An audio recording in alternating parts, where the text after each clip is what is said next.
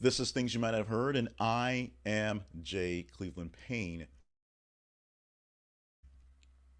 And I'm going to present to you in just a moment yesterday's latest in information, politics, current events, and pop culture.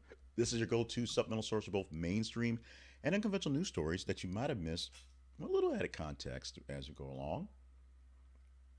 What I have for you are 8 stories that were curated by me from the top 15 stories on your engagement from last night. We'll go deeper in detail on how that actually works in just a bit, but just let you know that you actually made the headlines. You actually gave us the rundown sheet. You picked the stories, not the real mainstream media, although we pulled them from various sources. Some you love, some you don't. And we'll get to that in a bit. Plus, we'll give some today things, some fun things at the end of the show. So stick around because you will enjoy it all. Remind you that our website, this is conversationproject.com, is live 24/7 to give you information on how we do this thing and what we do all day, all night, all the time to have great conversational conversations with you. It sounds a little double negative, but hey, it's what we do. We do conversations. Let's get into the stories for today. Today starts off with a great big story. It goes a little dark. It'll be light and dark and light. And we're going to start off with these stories. This is for Thursday, December the 7th, 2023. That is the day of the day. Kicking things off with the woman who's ruling the world. While it could have been Beyonce, apparently this year it's Taylor Swift. She is Time's Person of the Year. Basically, everything she did turned to almost platinum. That was Beyonce's thing, but gold, silver, diamonds, whatever.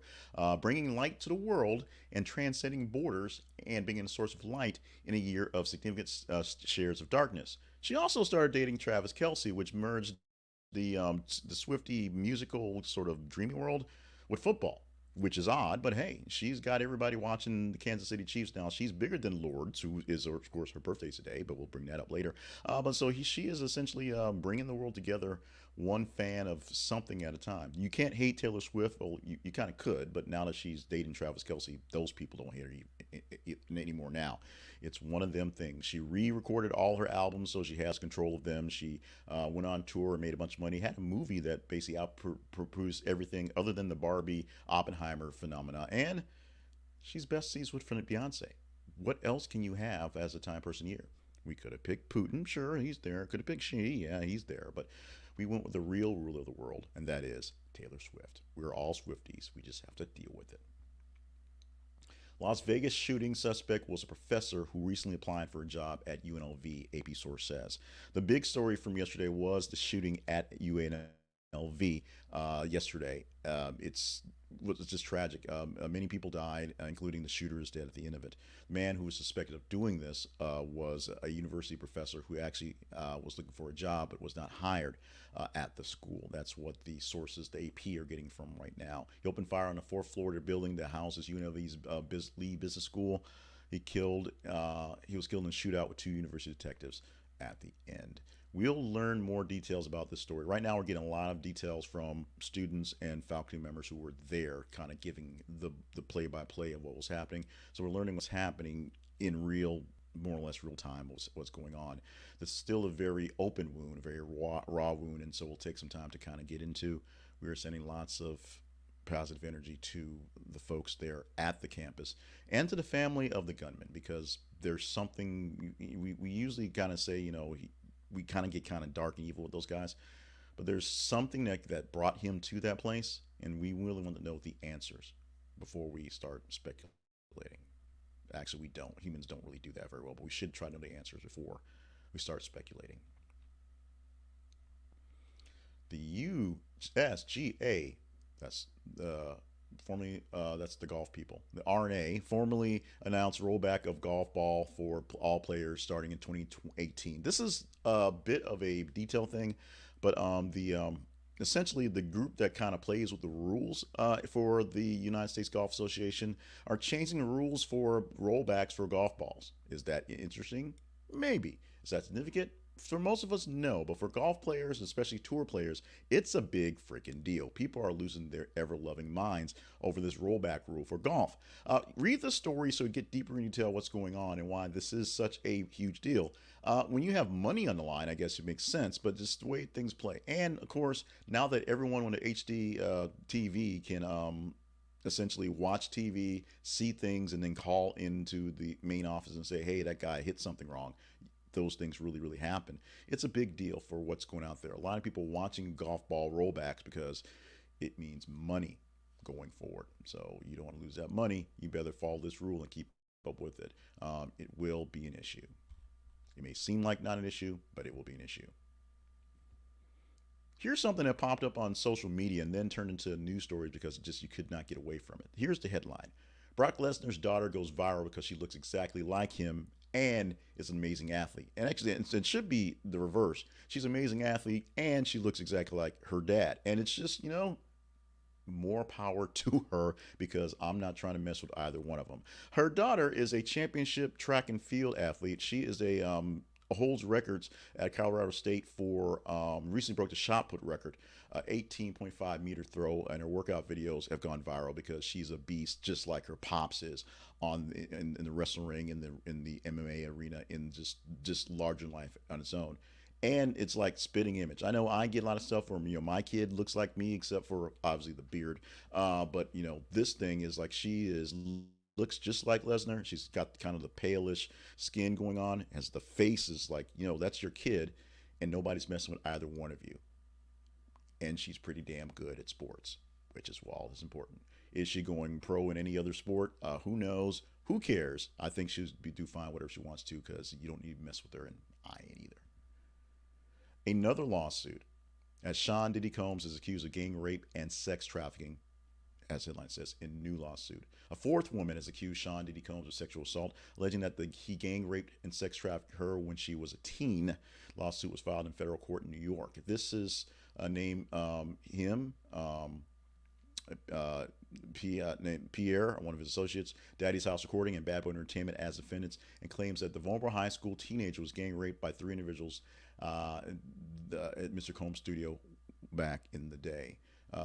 Lawsuit says that Casey Ventura and two other women who filed lawsuits against Combs last month gave their latest accuser the confidence to come to tell the story as well. In terms of the sentiment, we're not disclosed in many of these things. We will see what's going to happen in this one coming forward. But this is a fourth woman, a fourth lawsuit. And I'm not sure whether it actually fell in line with the Survivors Act or if this is something that's separate. It had its own different sort of statute of limitations that was still open. Go deeper and see this. We'll unfortunately see this one play out because these things are still playing out all over. Our next headline: Kevin McCarthy, the ousted speaker, announces he's leaving Congress. McCarthy's been out of power for about 2 months or so, essentially after he had to basically horse trade everything to get the job of speaker, and then was essentially literally Matt Gaetz pulled the rug from under him and pulled him out of speaker, and then it's caused more chaos, confusion, and a lot of really just dumb stuff happening in Congress right now. And this has nothing to do with George Santos. He's a whole nother animal going forward. He's leaving Congress. He's done at the end of the year. And I believe he had a whole nother year because it was time for him to fundraise and time for him to run. But he's going to leave Congress, and he's just done with it. Leaving like a bunch of other speakers who essentially were tired of dealing with all the stuff. Paul Ryan, one guy, that whole Boehner guy as well, who basically, after they left was kind of like, deuces, these dudes are crazy. I don't know how I even got into this business because it is what it is. I'm not sure Kevin McCarthy's ready to write a tell-all book yet. I'm sure he's going to try to find some money, which I'm sure he'll find great money from this. But we'll see what happens post-McCarthy, post-McCarthy, I guess, at this point, for Congress, for America, if you will. We mourn the loss of Norman Lear, the iconic TV sitcom and movie producer, died yesterday at the age of 101. Norman Lear was actually still producing good stuff. Back in the day, he produced All in the Family, Sanford and Son, and many sitcoms that spun off for that, and many other things as well. One of the things that he got celebrated for was he also produced Chico and the Man, I believe. He was a stalwart supporter of minorities, Hispanics and blacks, getting TV shows, putting them in roles that you would never see them in. He helped create Maude, of course, which allowed a lot of things that B. Arthur, being a revolutionary TV. I mean, it was so many things happen in sitcoms, so many things happen on TV because of Norman Lear that you would never have seen, but they were there. He's been doing a lot of revivals of stuff where they've been doing. Jimmy Kimmel's been working with him doing rehashes of old scripts from his old shows, showing just how the stories in the past, some of them actually do translate fairly well to today. And Norman Lear, who may not have been as prolific as he was 50 years ago, still was an icon, still was producing, still was inspiring generations of writers and actors to do great things, or even greater things than they thought, passing at the age of 101.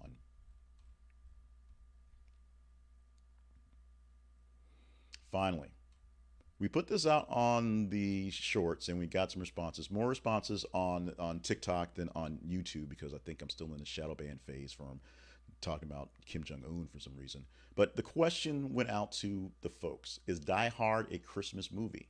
And the survey says, the new Yahoo News YouGov poll, time for the season, no. In fact, 50% of the people responding, 50 on the dot more or less, but in the graphic, I'm sure it's not quite 50, but 50% said Die Hard is not a Christmas movie. That's half, not half plus one, but it's half. But when the yeses were 26% and the not sure's were 24%, I think what you have is a pretty large margin of victory for the no's. Now, who are these people they're asking? I don't know, because everyone that I know that you ask says, yes, Die Hard is a Christmas movie, or, whatever, they give up, sure it is, whatever. They just kind of go along with the line. But Die Hard as a Christmas movie, by polls from real Americans, I guess, maybe they're bots, maybe they're North Koreans who haven't had enough babies. I don't know. But apparently, real Americans believe that Die Hard is not a Christmas movie.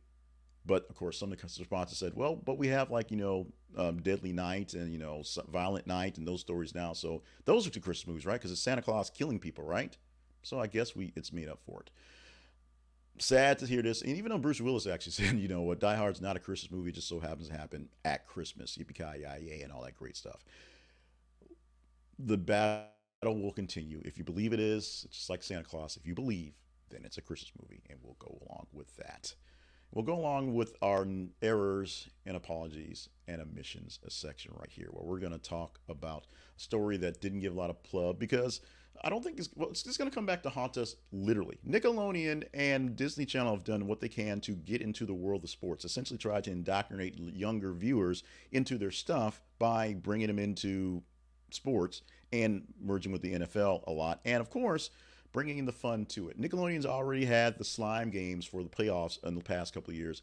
This year, they're doing the Super Bowl, and they're doing it with SpongeBob, Patrick Star, and Sandy Cheeks. I don't know how I did not know her name was Sandy Cheeks, but SpongeBob, Patrick, and Sandy will help call the Super Bowl this year. They're going to be in the booth, I guess, doing what they're going to do. I'm sure there'll still be slime. I'm sure there'll be other stuff, but Nickelodeon will do the premiere game, the Super Bowl game, not just a playoff game, and have the spars of SpongeBob down under the sea, maybe from the pineapple, maybe from the diner. We'll see what's happening with that one. Hopefully, it'll go better than the last iteration we had with Disney, where they broadcast live from Andy's room. While the game was pretty cool to watch when it worked, and the commentary was interesting, and watching Slinky Dog be the chains, there were a lot of things that did not work out. They were able to do great jobs explaining the game in a great way to people on how things worked out. But the technology, the graphics, having the toy players working over the actual players from the London game, and it could be a lot of reasons why, didn't want to work as well. What we look for there is hopefully real characters, real people, real plays games. The slime games have been pretty awesome, to be honest, but we'll see how this thing plays out going on the forward. Now, let's talk about our teaser story for tomorrow. This is a story we may talk about tomorrow. Probably not, because I think the blowback from this will be all done. But I wanted to get some semblance of last night's debate in. For all of you who actually responded last night, excuse me, as I tried to live stream and comment on the debate, my setup for my computer was not quite up to snuff. So apologies for all that stuff.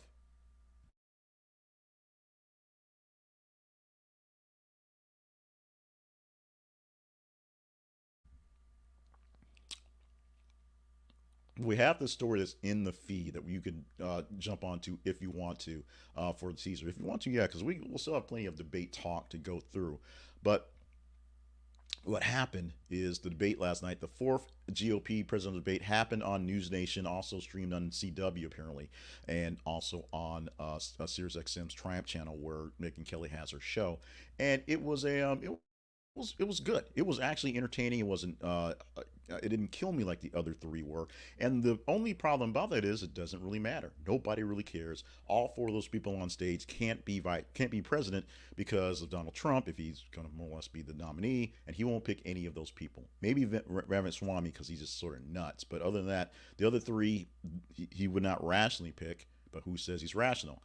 We can talk about this one if you want to go back and forth. The big headline, of course, is the fact that Nikki Haley essentially came out as a star. Vivek Ramaswamy basically flamed out. And Chris Christie with a crush on Governor Haley, maybe. Maybe. Ron DeSantis, not the guy. We'll see if we talk about this one or what other stories we'll talk about by you just simply going to our feeds on Facebook or X, formerly known as Twitter. There you go. Go to Twitter, X, and look for th_conversation. On Facebook, we are This is a Conversation Project. We post news stories every 50 minutes with links to various sources. AP is one of them.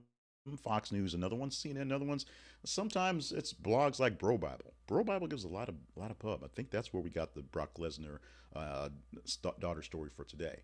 Check out the links, and if the story is one that's appealing to you, read it, please, so you know what's going on, get that info, and like, love, hate, share, engage in the story. The more engagement the story gets in the day, better chance we have to talk about it tomorrow. We'll take the top 15 stories from today's postings and give you 8 of them in the vetted feeds for tomorrow, just like that. Let's go to our sponsor that we're spotlighting today, and that is Chess Store. We're doing a big deal on that because not only do they have great Black Friday pricing, they've got great pricing for Christmas as well. So a chess set may be the great Christmas gift that you didn't think of beforehand, because it's not just about the game. Maybe you do love the game and want to play chess. Maybe you want to get back into chess. Maybe you think just a nice centerpiece onto your mantle or onto your coffee table would be great. Maybe some big old chess accessories like a big old horse head to put on your bookshelf would look nice. They have it all at the Chess Store. The best looking, the best design, and just best working chess stuff, just trust me on that, at the Chess Store. And Christmas pricing, Christmas gifts are all the rage. As it is the 7th of December, and that means it is, 18 days till Christmas, you might need to get on the stick right now. Shipping is still guaranteed for a while, so check it out today. Go to our link at our affiliate link. This is conversationproject.com/thechessstore. This is conversationproject.com/thechessstore, and get yourself the greatest chess set you've ever owned today, because I'm sure they have it for you. This is an affiliate link, so we get a kickback, a small percentage from your buy. It costs you nothing extra, and there's Christmas gift pricing right now. Check it out at this. It's conversationproject.com/thechessstore. Let's talk about the Conversation Project very quickly as we're running a bit long today. The Conversation Project lives online at this is theconversationproject.com. Check us out for all the details of what we do every single day. We post news links all day long so we can get the responses from you all day, all night, all the time. We have various other drops of news things in videos, like we said, and also audios and in newsletter form, so you can get the links directly. If you don't want to see me or hear my voice, we send out a newsletter about 6:20 every morning, and we send out the links for the weekly stuff as well, so you can just see what the top 10 stories are without going through the rigmarole of listening to me. But God, I need you to listen to me as well. You can also see the short, quick hits, the hot takes we put out online all day long in the feeds on video as well in short forms. Stop by our partnerships page if you deem us worthy of partnering up with us to help us do more greater things in the next year and beyond. And of course, email the show at theconversationinbox@gmail.com and just give us your feedback. It's free. You take an email. It's no big whoop. Get it done. All great and gravy. All that said and done, we need you, because we need you to go to the feeds anyway to give us the stories, but we need you to make sure this thing works. This is not a project without you as a project doing the conversational parts. And we thank you for all that. And right now, we thank you so much for sticking around. So now it's time for the fun stuff for the day. We always begin fun stuff with birthdays on the at the end of the show, and December 7th is no big difference. We're starting off today with C. Thomas Howell. Yes, Lord say, yeah, the singer, her birthday's here, and she's more relevant. We always put shout outs to C. Thomas Howell because I'm just kind of a geeky fan of the guy.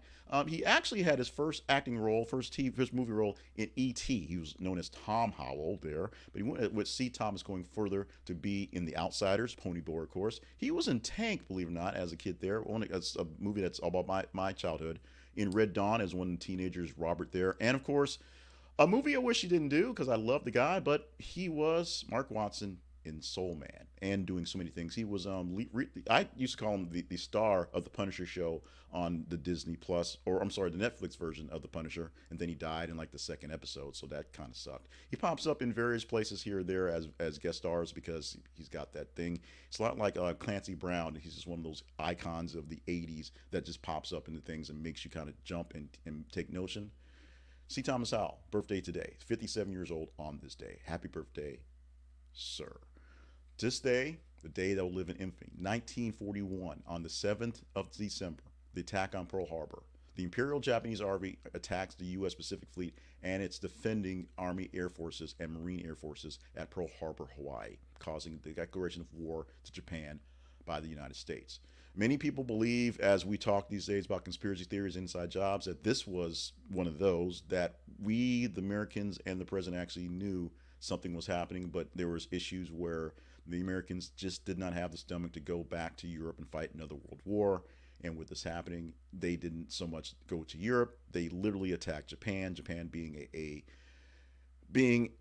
an ally of Hitler at the time, trying to take the Pacific while the Germans were taking on Europe. A lot of stories on that end, and this got us into World War II, and we know how that one eventually played out in Pearl Harbor.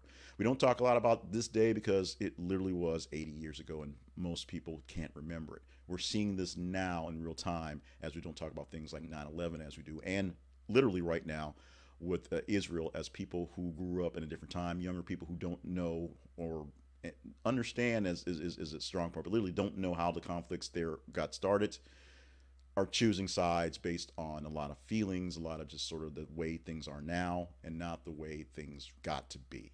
It is kind of how we do these things, and hopefully we'll be better as people, but as people we probably will screw that up as well. It's also the first day of Hanukkah. It's spelled with a C in the video and our postings here because I think the person we get the source from is Jewish and he went with that thing, but I'm not going to do the C thing. I'm not going to, insult people. The first night of Hanukkah is tonight. So Hanukkah, the Festival of Lights, the 8 nights of lighting the menorah, it was a celebration. It's not Jewish Christmas. It's a celebration of literally a miracle, how one container of oil was able to last 8 nights for a festival. It's go deeper into the history if you're not Jewish. Celebrate the foods because they're awesome and wonderful, and just kind of learn the thing and don't just take it as a joke. And yeah, but you can play the Hanukkah song. Yeah, Roseanne Barr was supposed to sing the Hanukkah song, and it just didn't, that fell through. But the Hanukkah song is good. Watch 8 Crazy Nights. It's funny, but really get into the season. We have a large menorah that's going to be lit by electric candles outside of basically around the corner from my house that they put up every year to celebrate Hanukkah. The first night's there celebration is awesome. They love it here in Little Rock. Hopefully you know someone and tell them, for the festival, learn a bit about it and talk to people about their culture. Get to know other people's culture. That might help a lot of things. It helps. This helps in conversational stuff to get talking back and forth. And thank you so much for being a part of the show today and what we got going on. Email me at theconversationinbox@gmail.com and let me know how some of the things we put into place this week have worked out. Some of them for the better, some of them have been kind of weirdy, but we're testing some things, we're working some things, we're fixing some things to get through for the end of 2024 into 2023 into 2024. Excuse me with that one. Go by our feeds because we don't know what to talk about unless you tell us on the feeds. Facebook.com/this is conversation project and Twitter.com/th_conversation or X.com. Email me, go to the website, learn all about us, and see if you want to partner up as well. Stay limber, stay hydrated, stay on task for all the grand things you got going on, and enjoy your December the 7th. 19 days till Christmas. Don't forget that part 18 days of Christmas. I'm forgetting that part. Math in my head. I'm going to have to write it down in the notes next time so I'm looking at it, staring at it in my face, because the math in my head gets weird with 25 days after 7 and stuff. No more math. No more show. Let's get out of here. Have a great Thursday. Have a great December 7th. We'll join you again tomorrow here again, whether you're watching, listening, or reading the links for the Friday edition.